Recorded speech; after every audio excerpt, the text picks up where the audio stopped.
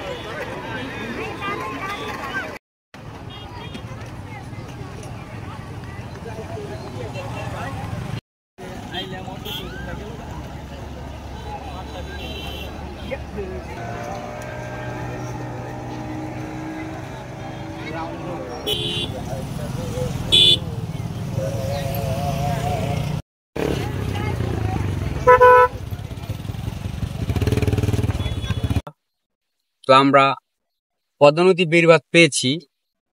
আমরা খুবই একটি মূল্যবান জিনিস আমাদের হাতের নাগালে, আমরা এটাকে অনেকটা অবহেলা করি। মন চেলে আসে, না চেলে না আসে, কিন্তু আমি দেখতে পাই যে দূর দূরান্ত থেকে ঈদ আসলে মানে যে কোনো আনন্দময় একটি সময় উপভোগ করার জন্য সবাই এখানে ছুটে আসে। কারণ এখানে পরিবেশটা অনেক সুন্দর এবং পদ্মা নদী, তার সাথে কিন্তু বেড়িবাঁধ।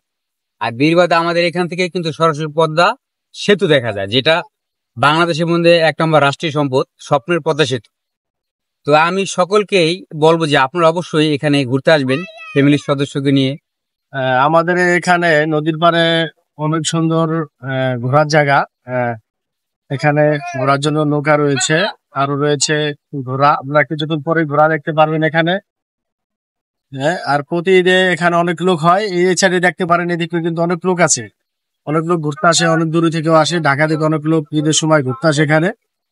তবে আমি ঈদের বাকি সময় এখানে খুব ঘুরে খুব মজা ঘুরতে পারবেন চাইলে। এখানে আপনারা ঘুরতে আসতে পারেন। এখানের জায়গার নাম হচ্ছে কাউরাকান্দি পুরাতন ফেরিঘাট। থেকে আসলাম নদীর পাড়ে, এখানে আসলে ভালো লাগে। নদী আছে, পদ্মা নদী, যা বলে প্রকাশ করা যাবে। এখানে আসলে অনুভূতি অন্যরকম আমার কাছে লাগে। মানুষ আসে, দেখি, নিজের কাছে ভালো লাগে। আসলে সেলফি তুলি, ফেসবুকে আপলোড দিই। মনোরঞ্জন পরিবেশ খুব ভালো লাগতেছে, নিরিবিলি ঠান্ডা জায়গা, খুব সুন্দর আমার কাছে লাগছে। বেস্ট জায়গায় ঘুরে ভালো লাগতেছে। মিনি কক্সবাজার, সবাই ঘুরতে আসবেন। এখানে যে ঘুরতে আসবো সেই ভালো আনন্দ পাইবো। ঈদ উপলক্ষে অনেক মানুষ হয়, ঈদের পর ঈদের চেয়ে বেশি হয়।